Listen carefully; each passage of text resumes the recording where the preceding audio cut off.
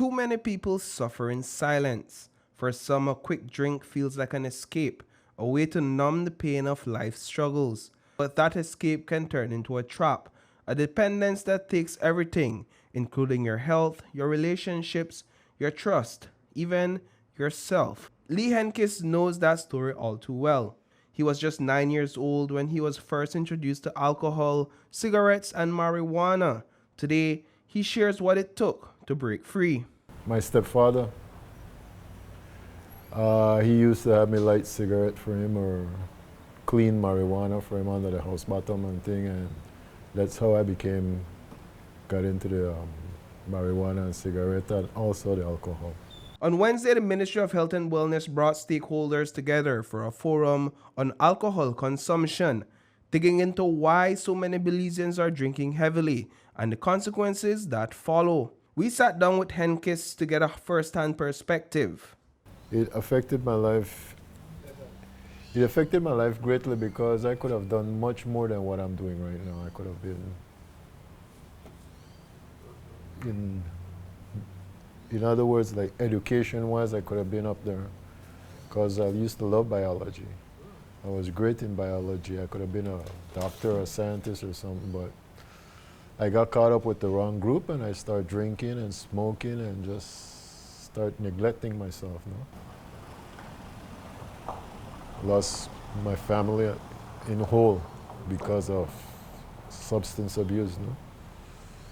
Psychologically wise, it affects my mind, and I just had to start focusing back and trying to come back to who I was. When doctors told Henkis he had diabetes 3 years ago, his world collapsed. Searching for hope, he found Remar Belize, an addiction recovery center headed by Felicia Hill and her husband. That's where he started over. Hill joined the conversation at Wednesday's forum. I don't know if I can touch on this, but it's very accessible.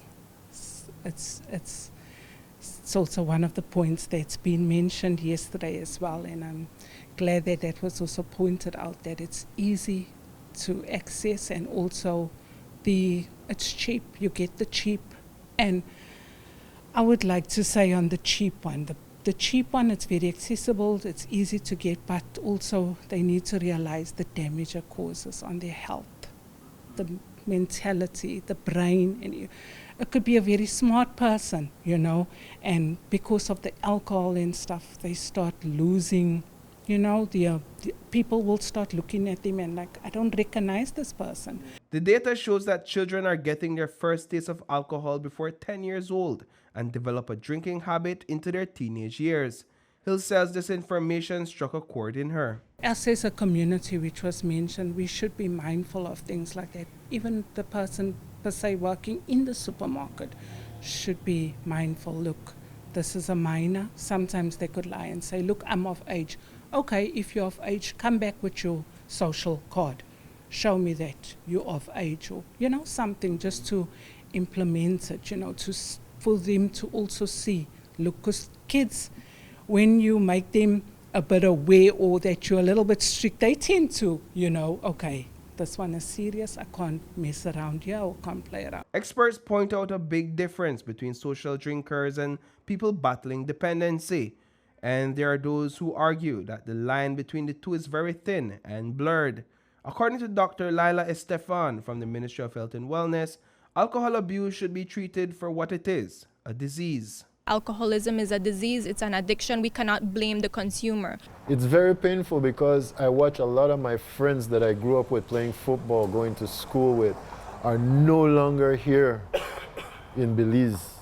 They're under the ground because of drinking what they call bad man, or then time they used to call red top or fire water.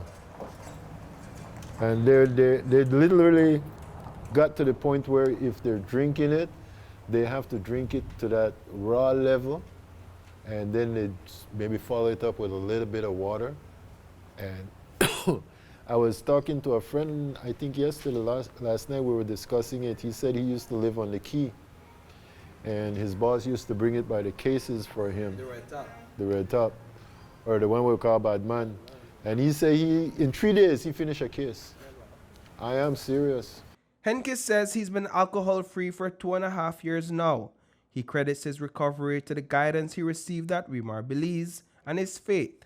The non-profit has been around since the late 90s, helping people fight addiction.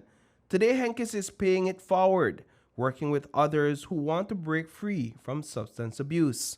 Reporting for News 5, I am Paul Lopez.